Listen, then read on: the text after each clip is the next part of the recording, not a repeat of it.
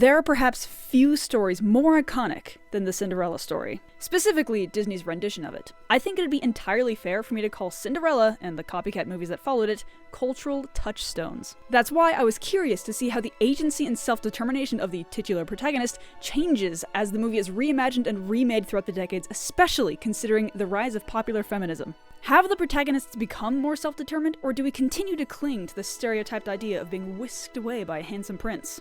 So to study this, I watched 3 movies: Cinderella from 1960, which is Disney's first version, Ever After from 1998, which is 20th Century Fox, and finally Cinderella from 2015, also Disney.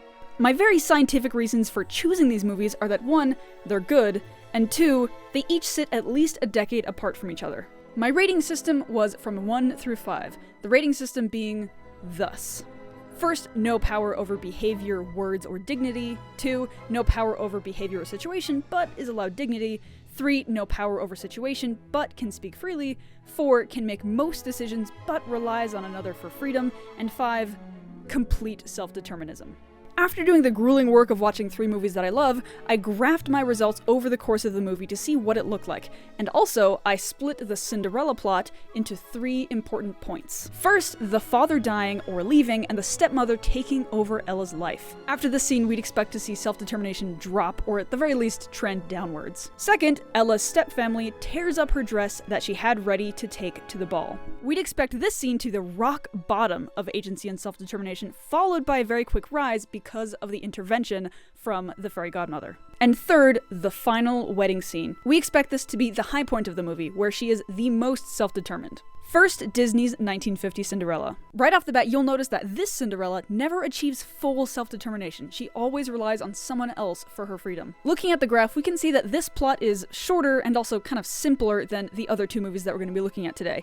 She starts at a neutral 3, descends down to a 1 when we expect her to, and then finally ends at a solid 4. It should be noted, though, that throughout the movie, most, if not all, of the help she got was from external sources, mostly her rat friends and a very diligent prince. Let's move on to Ever After from 1998. I chose this one because Daniela, as she's called in the movie, is very fiery, speaking her mind often and coming off as very self-determined, even saving herself from servitude near the end. Looking at the graph, it's immediately obvious that not only is the movie longer and more complex than the original Cinderella, but also the highs and lows are much more dramatic and prolonged. You'll also notice a lot more neutral ratings in the middle of the movie. That's because I rated her as more self-determined when she was away from her family, because she often went behind their back and spoke her mind when she was away. You'll also notice 4 lines instead of 3.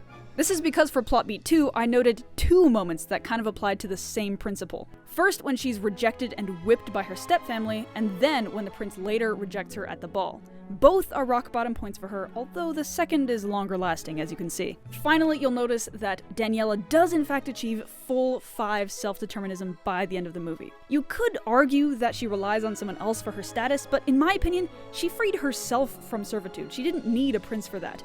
That leads me to believe that even if she weren't married to the prince, she'd still be able to live the life she wants, although she wouldn't have as much of a satisfying last word. Lastly, the newest movie I looked at, Cinderella from 2015.